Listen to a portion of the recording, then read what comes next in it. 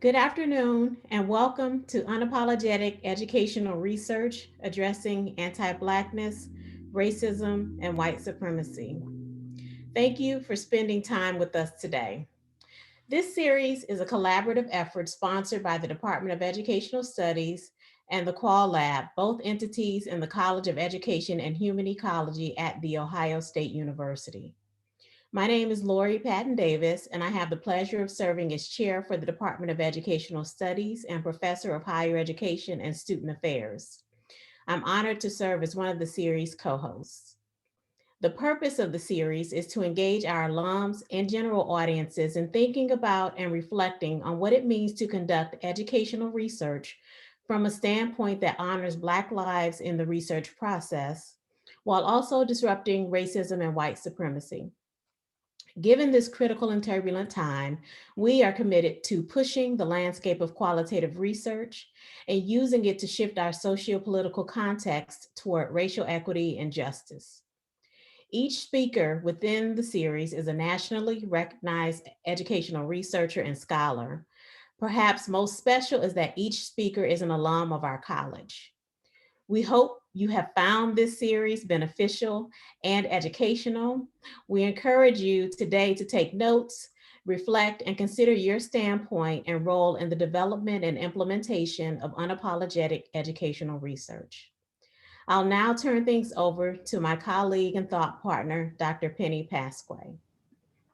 Thank you, Lori, and let me share my welcome. We are so glad you're taking the time to be here today because it's important that we all engage in these conversations and keep learning and growing and pushing the envelope.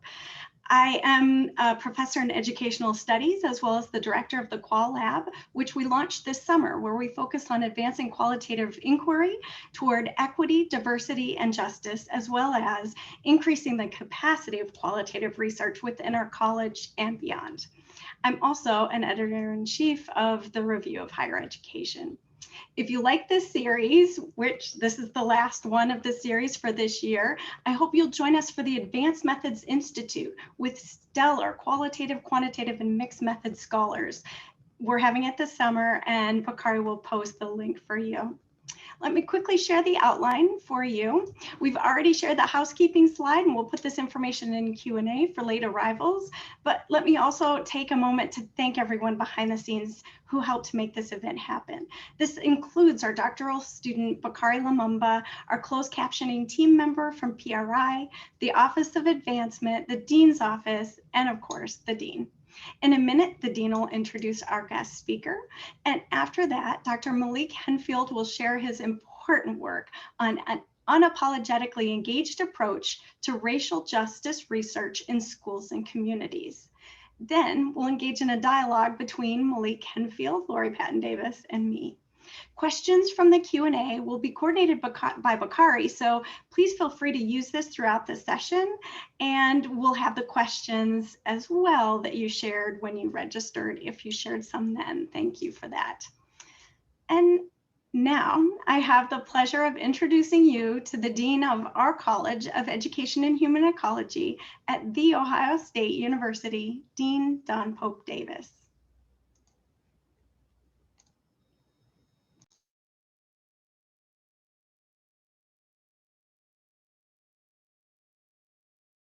You.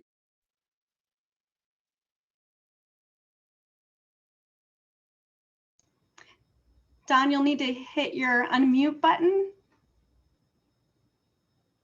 Nice. Thank you. Apologies. I'm delighted to introduce Dr. Malik Henfield to you today. Dr. Henfield is founding dean of the new Institute for Racial Justice and professor at Loyola University, Chicago. Before taking the helm of the university's new institute, he was dean of Loyola School of Education. He has held appointments at Duke University, the University of San Francisco, and the University of Iowa. After receiving his bachelor's degree in biology from Francis Marion University in Florence, South Carolina, Dr. Henfield realized he wanted to take the next step. So he went to the University of South Carolina in Columbia to receive his Master's of Education and Education Specialist degree. It was there that he met Dr. James Moore, then an assistant program in that program. Dr. Moore helped him to exceed to high standards and blossomed under his mentorship. After graduating from the program and working for a year as a school counselor, Dr. Henfield followed Dr. Moore to The Ohio State University to pursue his doctorate in counselor education in EHE. It was here that he met Dr. Donna Ford, who encouraged him to pursue his area of interest, gifted education for minoritized students. Working with these two esteemed scholars and mentors convinced Dr. Henfield that he too should excel in educational research that centered on the needs of minoritized students. As a graduate student, he received multiple awards, including being named a National Holmes Scholar and the Counselor Education Program's Outstanding Doctoral Student. In his scholarship, Dr. Henfield focuses on the lived experiences of Black students, specifically how students' personal, social, academic, and career success is impeded and enhanced by schooling, family, and community. He explores the experience of students identified as gifted and high achieving, educational interventions associated with Black students' college and career readiness, and which factors affects student outcomes and experiences in counselor education, training, and education. Dr. Henfield is a prolific author on these topics, published in leading peer-reviewed journals such as the Professional School Psychology, Gifted Child Quarterly, and Urban Review, to name a few. He has also authored and edited many books and book chapters. All of this work is informed by Dr. Henfield's early career in school counseling in Blackville, South Carolina, and at the Center for Talented Youth at Johns Hopkins University, a world-renowned gifted education program where he has worked during his doctoral program. Dr. Henfield, please, we are excited and we welcome you back to The Ohio State University and the College of Education and Human Ecology. We are honored that you are here with us today. Thank you. Thank you, and so glad to be here. I'd like to lead off by saying just a quick correction. I don't want any blue devils coming after me. I've never worked officially at Duke University, but I am a faculty fellow at Duke University, specifically in their Cook Center for Social Equity under the leadership of William Sandy Darity. So I just want to get that out there. And again, thank you all for having me, inviting me back home. It's been 15 years since I graduated, and it's just a good time to see how the place has grown, how so many folks have come into the family, and I'm looking forward to learning more about all of them. When I think about this, this thing that you've built, this unapologetic theme, and thinking of it as a key term, and one might wonder what there is to apologize about, right? But as a person of color in the academy, obviously the academy being a microcosm of society at large, there's always an unspoken expectation of conformity. Something anti-Blackness, racism, and white supremacy are not omnipresent in this space, but some of us know all too well and feel it every day. We know that it is. So I'm grateful for you, Penny and Lori, and everyone else involved for creating a venue like this to showcase the work of myself and others, and to you, Dean Pope Davis, for supporting it. Next slide, please. So before I even begin getting into the research, I have to pay homage to these folks that were, two of them were already mentioned, Drs. James L. Ford III, James L. Moore III, Dr. Donna Y. Ford, and Dr. Kate Riffey. First, I have to start off with Dr. James Moore. He was the only Black male professor in my graduate program down at the University of South Carolina, and the person to whom I turned to when I wanted a life change. You have to understand at this point in time in my life, the context that I was living in. Brooklyn boy, down in South Carolina, didn't want to be there. Father died when he was 19. Mother was addicted to crack. I was a single dad going to school while working 2 jobs to support myself and my son. I really felt like I needed a change during that time. And he was my outlet. He was the person that I turned to figure out exactly how to move forward. And I wouldn't be here if not for him. Secondly, we have the Dr. Donna Y. Ford. So I met her through James, and he told me to speak to her about my research interests. And she was the first person I met who made me feel like I belonged in higher education by simply being her. She spoke how she spoke. She spoke with conviction. She was open and honest about her background. And that's who I knew I wanted to be. And she was the epitome of that model. And that I'll talk a lot more about in the presentation. This notion of being apologetic and the way that I view my career, I got a lot of that from working with her and by watching her. So thank you, Donna. And finally, Dr. Kate Riffey, who was over SASO. I don't even know what that acronym stands for, but I remember it being something like Student Athlete Support Services Office, maybe. I got that right. That was my first graduate assistantship at Ohio State. And if she didn't take a chance on me, I wouldn't have been able to afford college. Again, as I mentioned, I was a single dad. I did not have the funds to pay for my PhD program, and through this graduate assistantship and a few other small scholarships, I was able to afford it. And again, without those 3, I would not be here today. Next slide, please. So I only have, as you saw in the introduction, a few minutes to present these slides. So I'm going to bounce back and forth with different information. And my hope is that in the end, when we have this conversation, Dr. Penny and Dr. Lori and I have a conversation that will touch back on some of the things that I very high level touch on. Understand that I'm going to give you some facts, but I'm really trying to get you those feels. I'm trying to get you to get to the point where you walk away and you not only understand the information, but you also feel something. So let's get right into it. Go back to your first time in a qualitative research course, Qualitative Research 101. That's when I learned about this notion of the researcher as instrument. And that was also when I was introduced to the notion of trustworthiness. So let's think about trustworthiness, that being you as the researcher, and how do those two work together. The idea of the extent to which the research should be believed, this notion that believability and trustworthiness are key in qualitative research. So let's put a pin in that for a minute and let's circle back in a while. So we should also assume, at least I assume, that in order to do qualitative research and not do harm within communities and schools, that one must build trust. If we're doing qualitative research and you, as a person are the instrument, you must build trust. You must be believable. So in essence, the way I conceptualize the work of qualitative research in schools and communities is that one must be believable. You must prove that you, as the instrument, are trustworthy.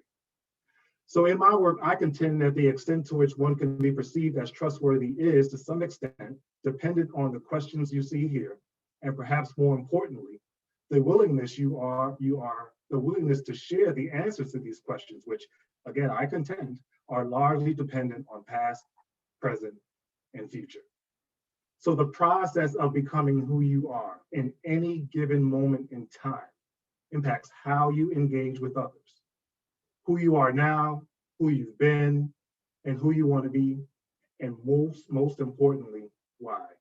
The answers to these questions influence the nuanced ways in which we participate in school and community engaged research, and ultimately, the quality of the findings.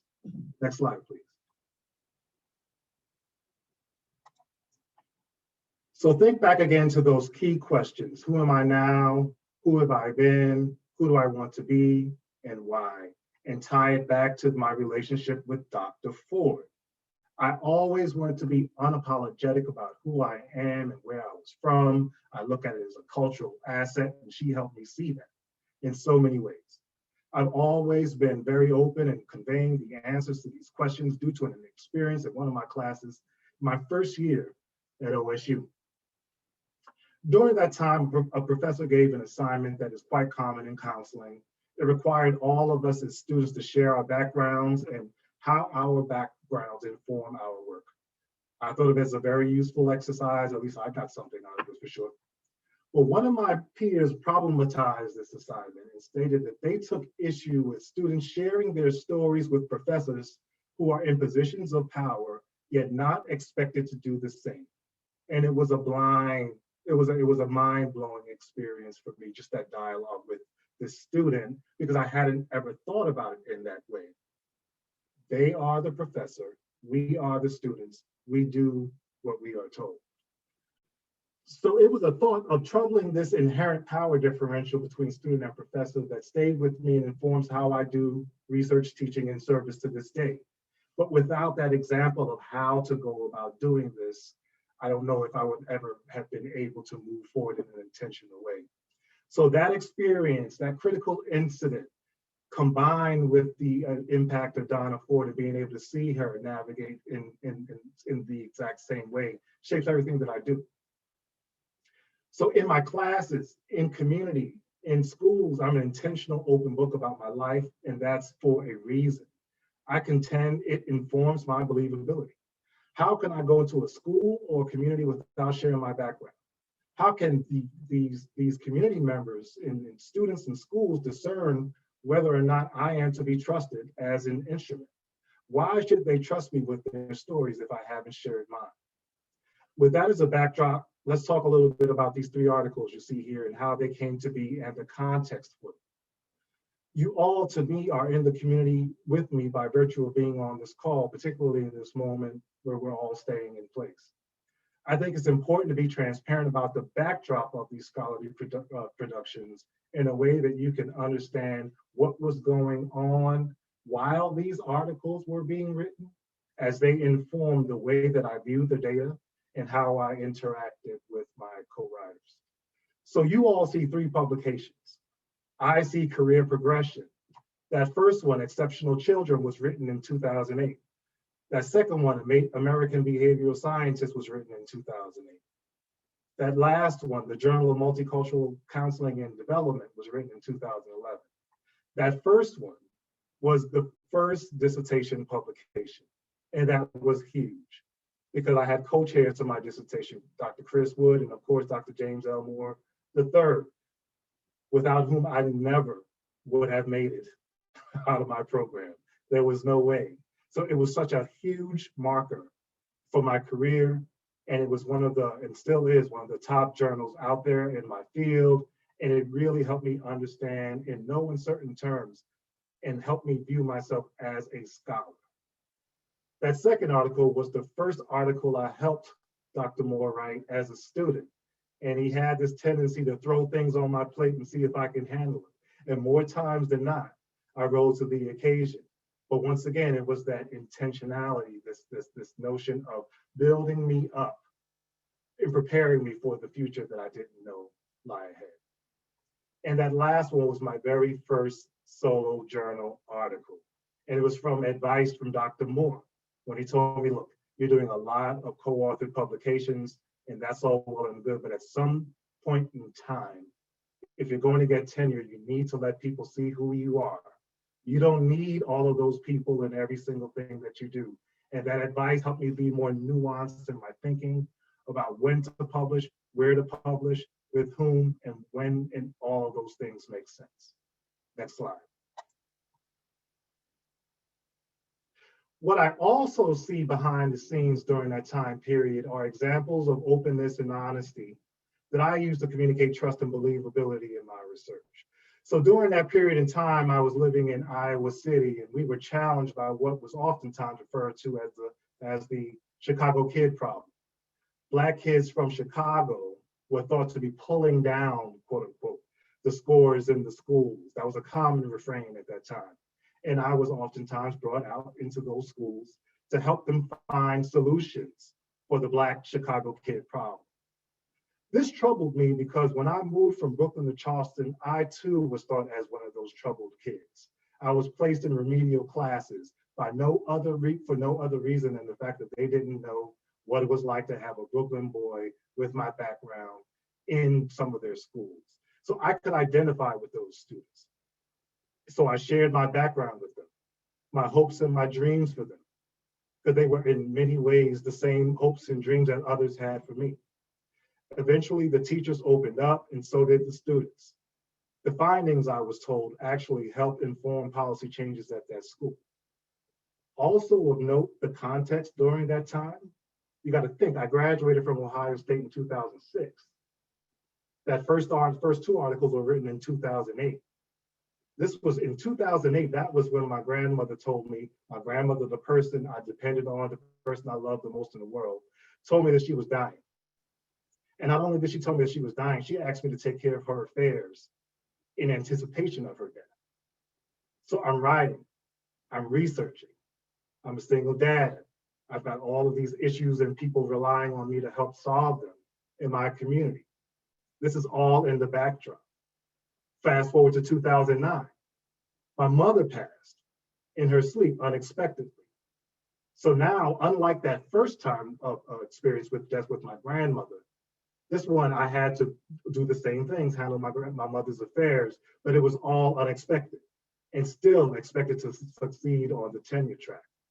And when I spoke with these students, when I spoke with the educators, I shared all of that because they could see some days that I was off. And I didn't feel the need to connote strength with them. I was hurting, I was struggling, and I let them know that. And because of those experiences, because of my willingness to be transparent about what I was experiencing, it built more trust than I otherwise would have been able to engender with them. And it led to a long relationship. And in this picture you see right here, not only did I do research in those schools, but I also taught in those schools and brought some of my students along with me. Next slide, please. So fast forward to 2012, 2018. And if I say I want to do research on and with schools and communities, well, you got to think higher ed is a school and writing partners are a community, if you want to think about it that way. So if we're going to work together, we need to trust and believe one another. So each of the co-authors during this period, they knew me very well because I shared my stories, the ups and the downs with them.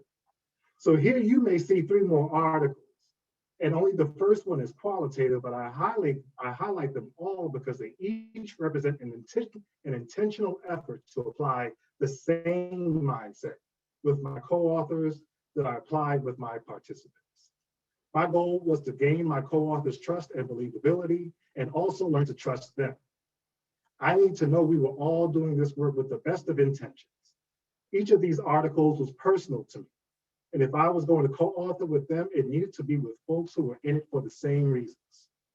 To use research as a way to interrogate and over time disrupt white supremacy in counseling programs, as well as the profession. So in that first article you see is published in 2012 in a counselor education and supervision. And that's me troubling the student experience with their voice. And one of the co-authors was an Asian international professor at the time, a former student. So we had lots of dialogue around the meaning behind this work, me understanding why she wanted to participate in this writing project and helping her understand its importance to me. Number 2, 2012, professional school counseling. It's the drilling down on the Black male faculty experience with a white professor this time. So again, having these conversations. What are you in this for? I know what I'm in this for. And coming to an understanding that we're all in pursuit of the same goals. And this last one, the Journal of Multicultural Counseling and Development, published in 2018. I'm tenured at this time, so I'm relatively safe. And when you think about it, when I'm writing this article, I'm critiquing my profession, my bread and butter, with an untenured faculty member, a former student, a brother. So we had to have conversations around what this could mean as we are critiquing our profession. And if you look at it closely, you'll see that he's taking lead on this project. And it was the first time, one of the first times anyway, when I worked with a former student and I was able to pay it forward in ways that Dr. Ford and Dr. Moore did with me. Next slide. So during the context of that period, again, what I see from this time period are examples of openness and honesty. So this person listed right here is future Dr. Cheryl Davis, who's currently and at that time was still over the Human Rights Commission in San Francisco. But before then, she was known as, again, to this day, still known as deeply embedded in community work. So at this time, 2015 to 2019, I was no longer in Iowa City, I'm in San Francisco now. And I really wanted to get connected in the community. And one of the findings going way back to my dissertation was the importance of vetting in the lives of Black youth. So I pulled out that finding and applied it to my own life. I needed to find someone like a Cheryl Davis that everyone knew and everyone respected for their work, not because of some degree, not because of what school they went to, but because of the work. And the more people I had with whom I had conversations, the more her name came up. So I made it my business to find it. And we did some great work out there in San Francisco, and we will continue to do so today. But it was not until I was able to be honest with her about my background, about my upbringing, about what I wanted to do, and her with me.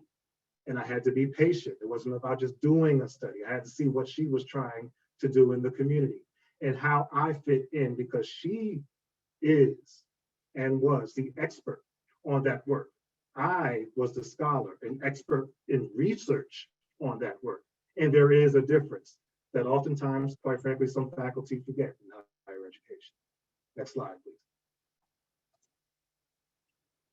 So now fast forward to today.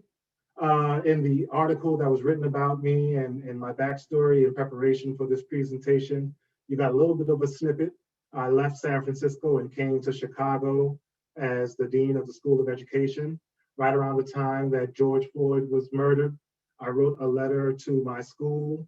Provost came, asking some questions, just trying to see where my head was at, and asked me what I wanted to do. And I told him I wanted to create a center.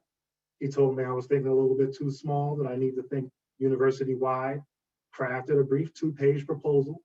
And here we are today. I'm now the founding dean of the Institute for Racial Justice, and we're focused on research, education, and community engagement as a path towards eradicating racism, anti-Blackness, and xenophobia in Chicago, the nation, and the world. I'll talk a little bit more about that, I'm sure, in the Q&A, or at least in the dialogue with the other scholars here. It's very exciting work. We're doing so many hundreds of interviews with folks all over Chicago and the nation, working with the team to try to figure out what the needs are so we can do things very differently and actually help community members meet those needs in ways that are meaningful to them, much like what was done in San Francisco. Next slide, please. And finally, I'm so proud of this partnership I'm working on right now. It's probably, and I don't think I'm overstating, it's the pinnacle of my career, because I can actually see in real time the movement that we're making on the ground. We have myself, obviously in higher ed, we have an alderman, and we have a well-respected policy organization in Chicago. The three of us were called together by the mayor's office to try to figure out what to do with kids this summer. Some kids in Chicago have not been in school at all during this period. So we're trying to figure out how to bring back joy to the educational experience. And it's been this great time of the three of us co-leading a task force comprised of, every week we're logging on every Friday at 3 p.m., no less, anywhere from 60 to 90 folks from all over Chicago, researchers, teachers, students, community members, and just everyone's just trying to figure out, again, how to reimagine education in our city.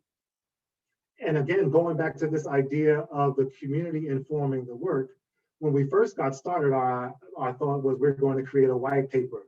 And it was Dr. Rebecca, I believe, who said, you know what, no one's going to read this white paper. What we really need to think about is how can we communicate in ways that people will actually engage with. So now the city is working on a website, an interactive website, and we're partnering with community members to give feedback on that website. We're talking to funders to fund some of the ideas that are coming up. There's this feeling of energy and synergy and movement, all to the benefit of students and families and communities in Chicago, a city that I've loved and returned to try to do my part to ensure that people are okay during this time. I really appreciated all the work that we're doing together in our city and through the Institute and other scholars across the country. I'm looking forward to doing more of this type of work. I think I'll stop there so we could drill down on some of the things I've already shared. I'm ready for that dialogue. Thank you for your time. Thank you. Thank you so much. With our many people here, I'm sure you would hear a round of applause. Your work is so inspiring, and in particular, the synergies that you spoke about, but I was also really struck about how you talked about your vulnerability and being vulnerable that led to stronger trustworthiness, working with schools and communities.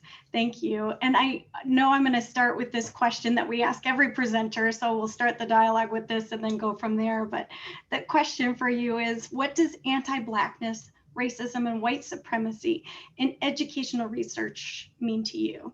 How do you address these complexities in your work? Well, I'll use examples. Again, I think that that's oftentimes some of the most powerful way to communicate. And the example that comes to mind right now is the project I'm working on with the Institute for Racial Justice, because it's meant to eradicate all of the things that you just mentioned, right? In ways that involve others on campus and in the community. So I'm thinking also that I want to just make sure that we drive home the point that, and listen, I learned from the best, Dr. Donna White Ford. I'm just going to talk unapologetically. I'm not going to speak in $10 words when a dime will do. All skin folk ain't kinfolk. This work cannot be thought of as quote unquote fixing white folks. Mm-hmm. All of us are breathing some of the same air as Tatum has told us for so long, and we see it. We see it in our department meetings. We see it in our schools. We see it on our campuses. We see those folks who look like us, who we think are down for the cause, Black fist to the air, but not necessarily seeing those outcomes.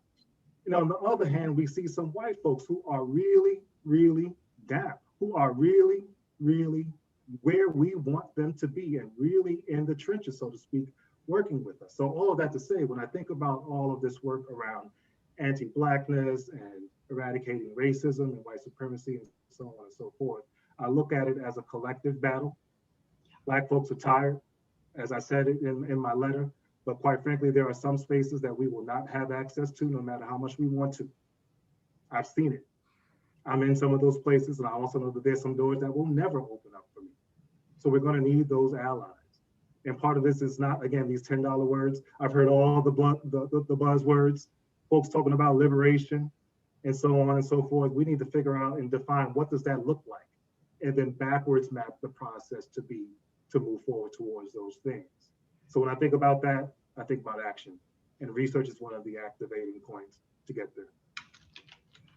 Well, thank you so much. I agree with what you've shared and the sentiments that Penny shared.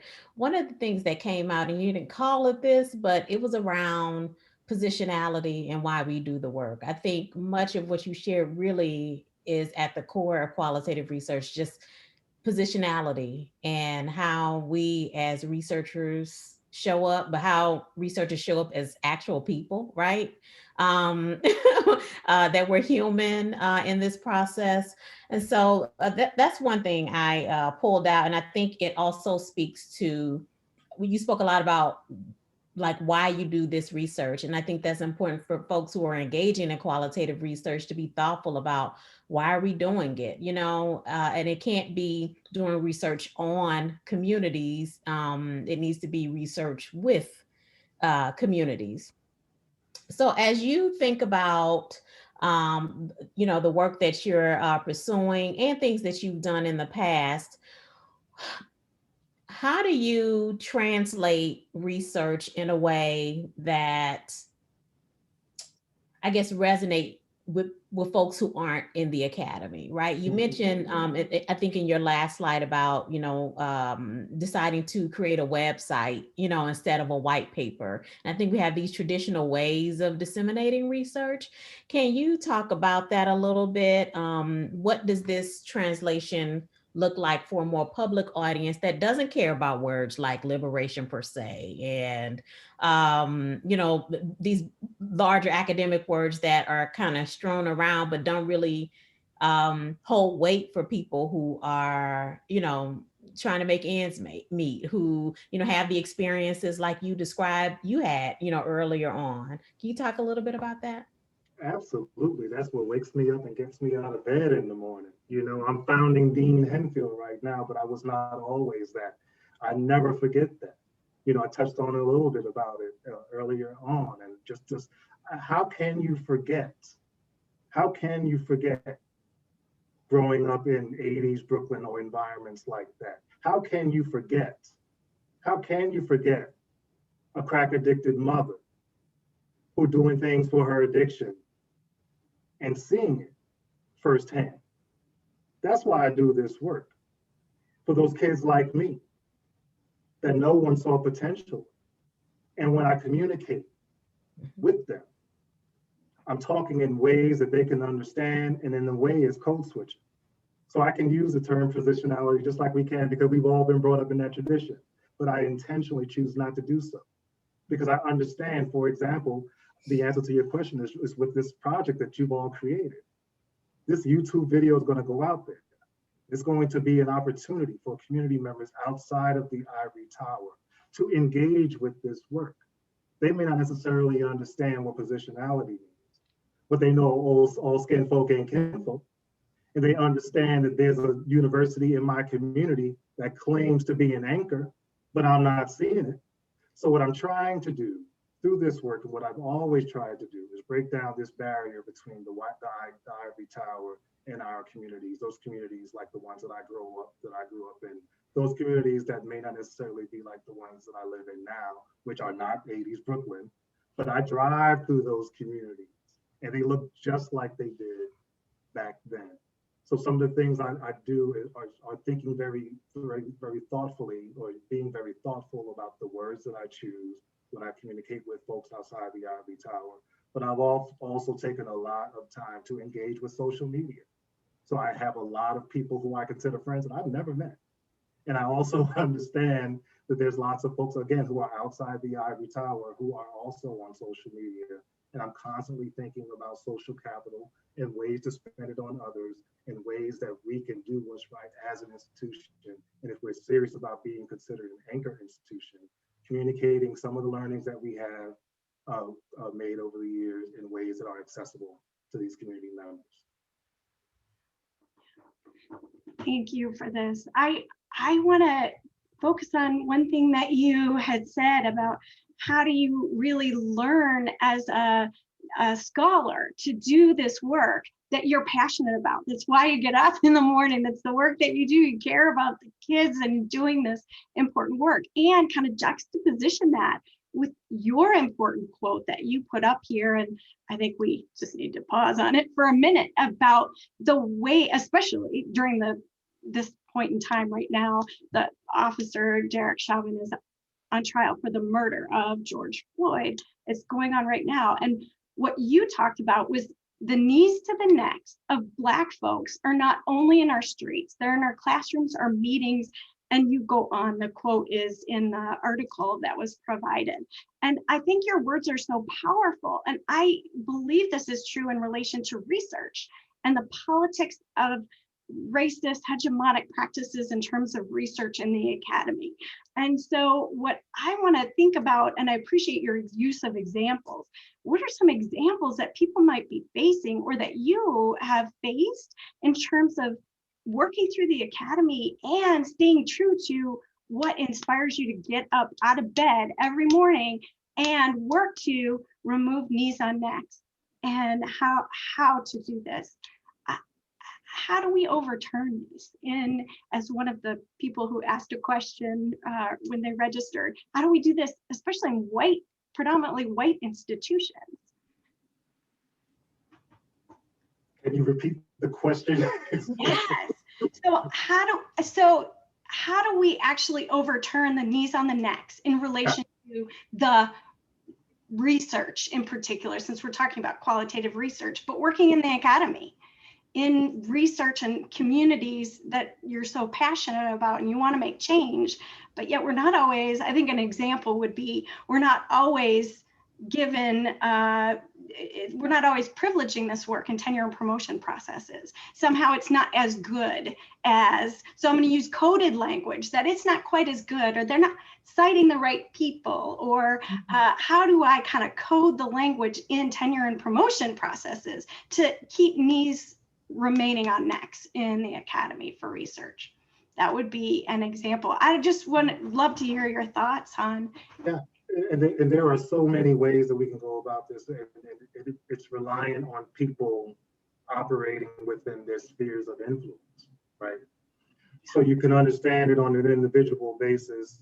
The fact that what we're talking about, the reality of the matter is that these rules exist and these are the systems that we're operating in.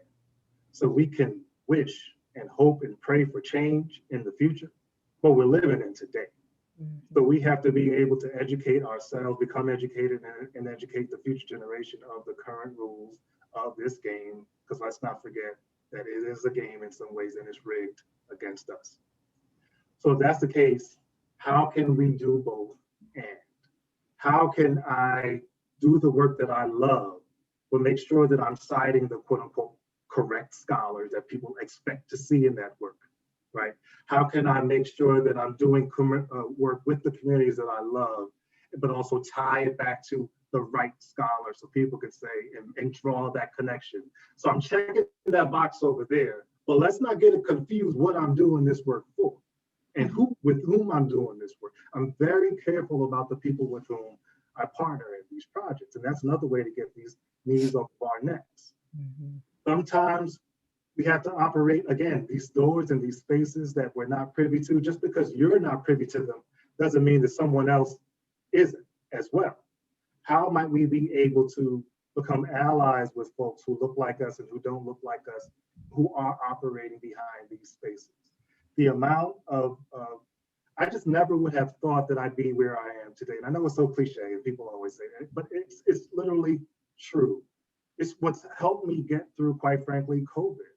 Thinking about so much that I've been through, and we call it a dual pandemic, but I've been living this dual pandemic forever. This is all that I know.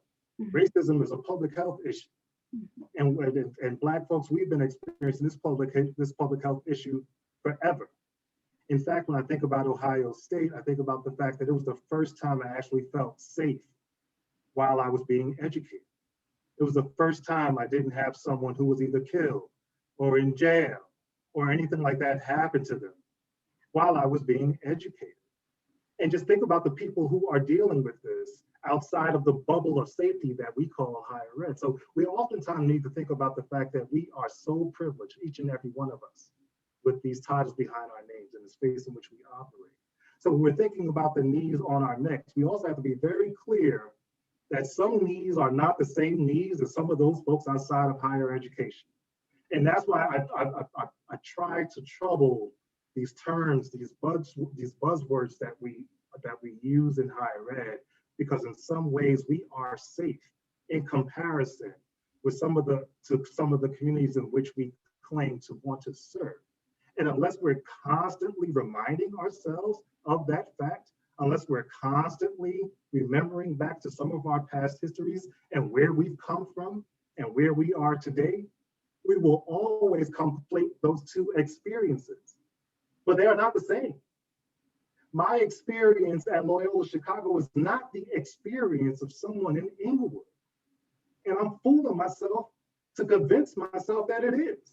It's just not true. And I think if we keep that in the back of our minds, we would slow down.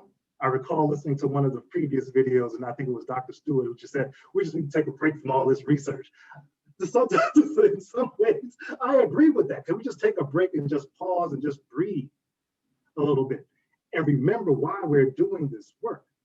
Perhaps we would show up differently in our meetings in such a way that our points can be heard and come across. Perhaps we'd be more strategic in how we operate. Perhaps we understand that everything doesn't need to be said in a full-blown meeting. Sometimes it's the meeting, where things get done. But we're so amped up and so frustrated, and we're thinking that these knees and our necks are the same knees to the necks of folk outside of the academy.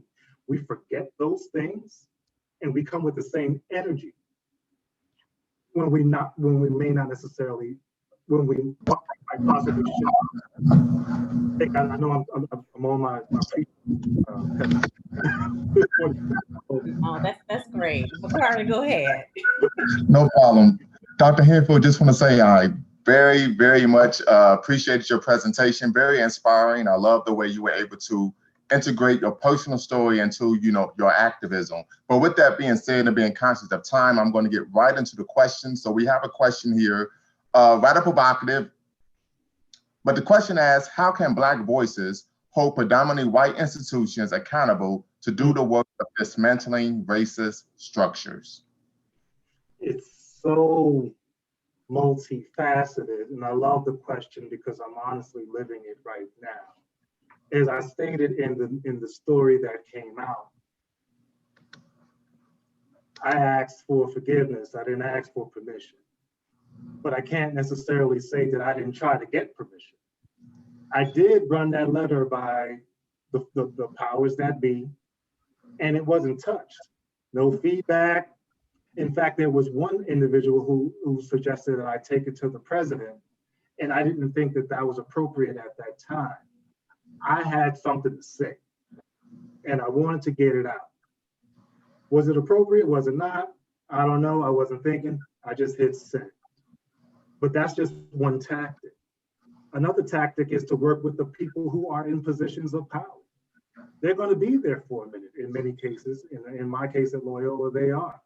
And what I'm finding, because I'm at some of these tables now, is folks want to do some of the same things that we want them to do. Now, some don't, but some do. So how can we collaborate with some of the folks who are in it for the same reasons that we are? How can we collaborate with some of our students who, through no fault of their own are paying for tuition at all of our institutions, not a Loyola thing. There's some things going all over this country at every institution. We all got our issues, right? How can we support these students who are pushing us, not just nudging, but pushing us to do right by them? We're getting salaries to do this work. They're paying for this. They deserve better. So how can we as faculty work together and think about collective research agenda? How can we get the word out, as Dr. Patton Davis was mentioned earlier, in ways that people outside of the academy can gain access to? Again, this notion of using $10 words when a dime will do. I'm trying to communicate and push systems and push people on campus and off campus, operated within my sphere of influence. And it's very easy to point the finger up at administration, but what I would also think that we have to do is think about us individually. What can we do in our respective departments, right? Oftentimes we write about what teachers need to do differently, what school councils need to do differently. What do you do? What you do? Let's interrogate that a little bit. We all have a sphere of influence. We're all doing the best that we can in unimaginable circumstances. So let's show one another some grace and keep on fighting that good fight in nuanced ways.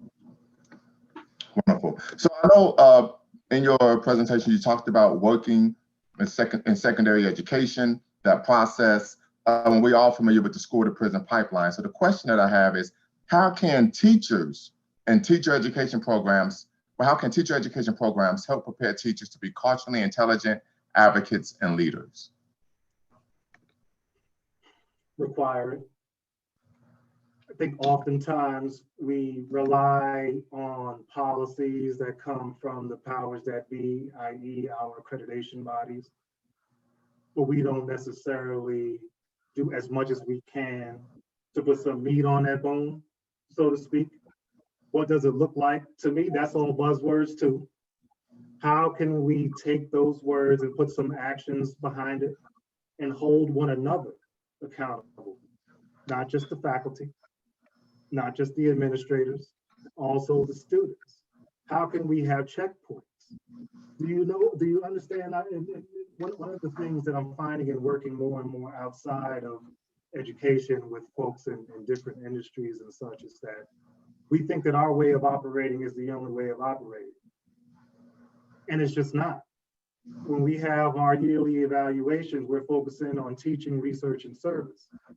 What about the experiences of our students? Are we checking in about that?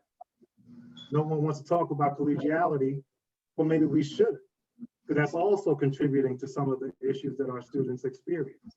And they take that hurt and that pain and they push it down deep and they graduate oftentimes with resentment because we're not problematizing some of these issues. So all that to say, ways that we can address these things are to require it, not just focus on teaching, service, and research in our annual reviews, but put some meat on those bones in terms of outcomes. What does it look like to do right by our students in ways that we can evaluate it and address those issues as they arise? Wonderful, wonderful. So I'm actually going to draw a question from the chat here, and it's from Jordan Shannon. He asks, how would you encourage junior faculty to stay true to themselves in research when oftentimes they are the only Black person or person of color faculty in a vulnerable space? Listen, going back to, again, I feel like I'm calling on my folks, but it's great to be here in Buckeye Land. I could do that. Dr. James Moore and Dr. Donna Ford taught me to pay it forward. And I think about Dr. Ford in particular. I go back to way back when we co-created an organization that's still alive to this day and doing extraordinarily well, Race Mentoring. That was designed to do exactly what you just said. And it started off as a writing retreat down in Nashville, Tennessee. That's how far back in the day we're talking. With a couple of friends, 6 to 10 of us, working on our projects. And Dr. Ford serving as the editor, pouring over pages and pages and pages and pages. And then we use social media, a Facebook group, and now it's grown to be a group that's consisting of hundreds of individuals all across the nation, charged directly with supporting students of color, no matter where they are. Because what we have to understand, and Dr. Penny, we've had this conversation, oftentimes we think about the fact that students are struggling and we put so much pressure on faculty to ensure that their students' needs are met. But when we really think about it and take a step back, and I love that conversation, I'm looking forward to picking it back up. When we take a step back, we have to look at the system. Why are we allowing this system to put so much pressure on our faculty in such a way that they are not allowed to support students in the ways that they need? How might we be able to work across universities to support our Black and other students of color who are trying to fight this good fight out here? But you know, like I mentioned earlier, you might be the only Black faculty, for example, in your program. You're tired. You're tired. I've had that experience. I've had the experience of mentoring students and they're not showing up on my CV. I've had the experience of folks sneaking into my office for support because they couldn't let their advisor know that they were meeting with me. And I'm sure that that's a story that's been told and experienced by folks who are watching this video right now. You are not alone. You are not alone out there. And there are faculty all over the country who are ready and willing to support you. So it's not just a student issue, it's a faculty issue. And we have to look outside the boundaries of our own institutions and think more broadly, think bolder about what support looks like. Wonderful. Dr. Pat, David, we have time for one more question?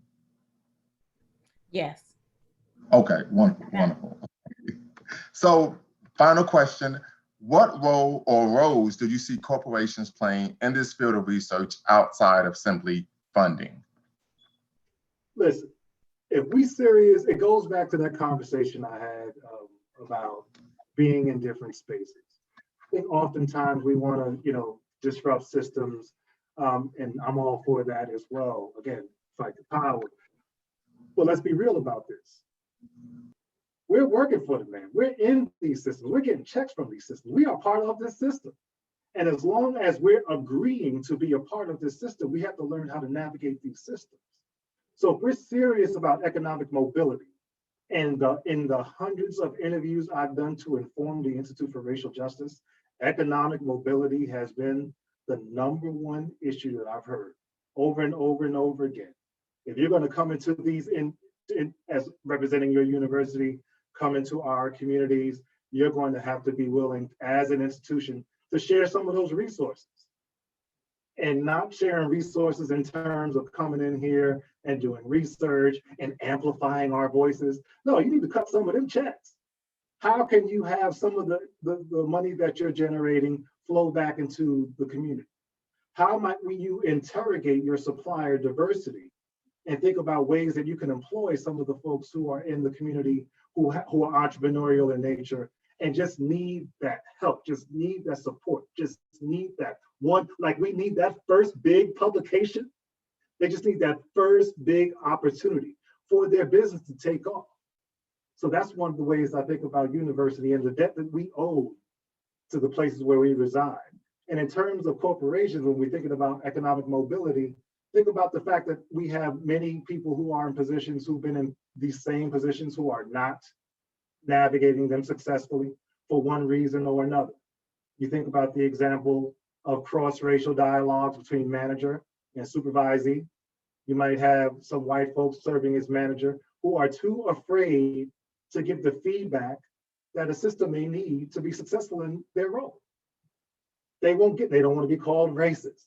They don't want to be, there's just this fear out here. So part of the work that we're thinking about in the Institute for Racial Justice is how can we not only help individuals in those positions at corporations to understand cognitively the issues that they're experiencing and how to navigate them, but what might we be able to like we do in teaching and also give them the behavioral reps, the practice in giving some of this feedback. And how can we in turn also help their sister in the hypothetical example hear it, sift through the smog that we're all ingesting and hear some of the things that might actually be beneficial for this career. And on top of that, you have some smaller organizations, some smaller businesses that don't necessarily have the resources to look at and disaggregate some of their data and see where some of the holes are.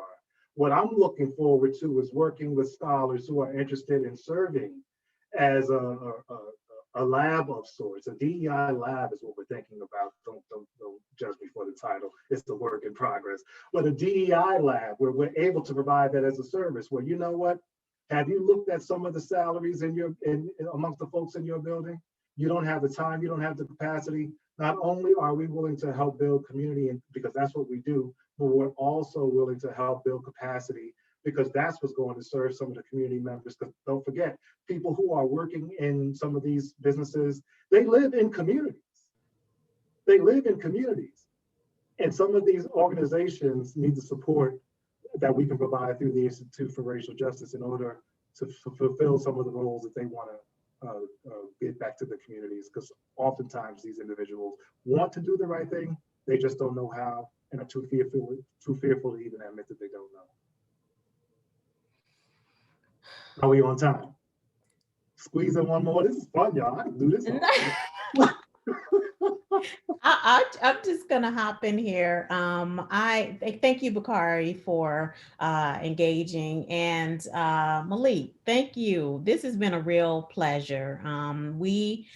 Penny and I started out on this journey over the summer, trying to identify a way to collaborate and to just engage with our alums and engage with larger audiences. And this series has been wonderful, and to have you serve as the final speaker for this year, it's been amazing. So thank you so much for sharing your perspective, for giving us some hints into what you're getting ready to do with your institute. Looking forward to everything that will come from that. And as Dean Pope Davis mentioned, if there are other ways that we can support your work and your efforts and collaborate, we would be more than happy to. Oh, you put it out there. It's coming. And I do want to also thank you both for inviting me here. Again, Sarar, I really appreciate the time that we spent together and looking forward to more conversations. Me too. I want to thank you so much. I just could keep going for hours. I know, and Right. look forward to We following. should have a show. We should do a podcast. We should do something. Let's talk. Let's make it happen. We could make things happen at the college for I know sure. about that, Larry. I did want to share to people attending that there'll be a survey right after that you can certainly fill out. We appreciate it.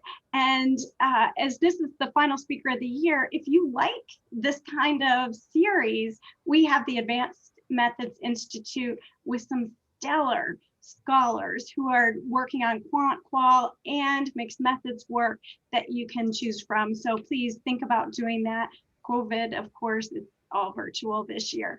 And the videos for the Qualab website will be up on our website, along with Bakari was mentioning, or he will go ahead and take a look at all the different resources that Malik mentioned and that were brought up here, and put that up there after, of course, he runs it by Malik first. So we'll make sure that resource is out there as well. But thank you, Malik. Thank you, everybody, for participating in such a wonderful series. And I look forward to the work that's coming up in the future. So thank you. Thank you.